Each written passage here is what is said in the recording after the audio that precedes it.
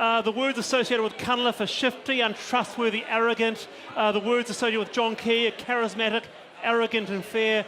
What makes a good leader to you?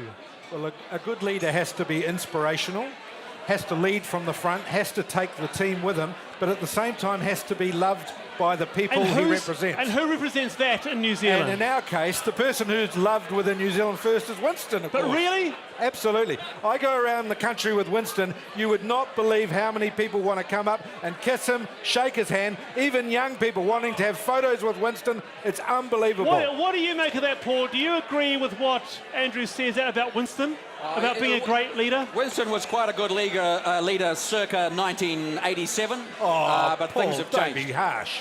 I think that is quite harsh. Leadership is about inspiring confidence, and the main consequence of good leadership is unity.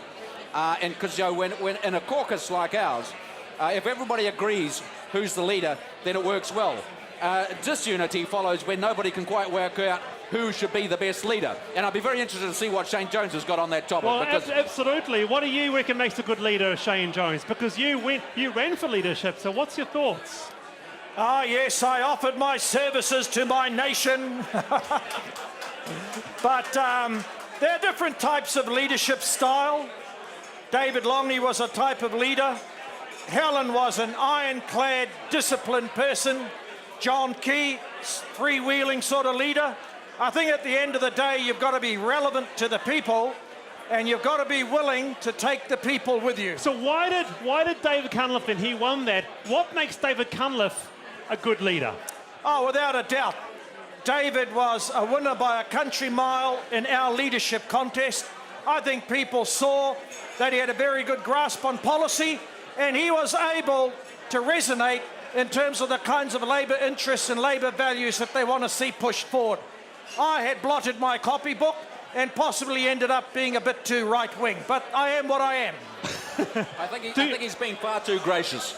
Labor's had its fair share of leaders in the last few years. How long did it take to find a great one?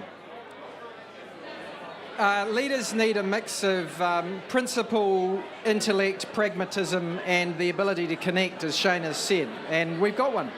You got one? You happy with this one? Absolutely. Because we've been holding off updating the graphics at the start of the Backbenchers show, which still have Phil Goff on there, because we thought, well, we spend You're so out of date. Do we spend the $100, or do we wait another few months? $100, you should spend $1 million if that's what it takes. All right.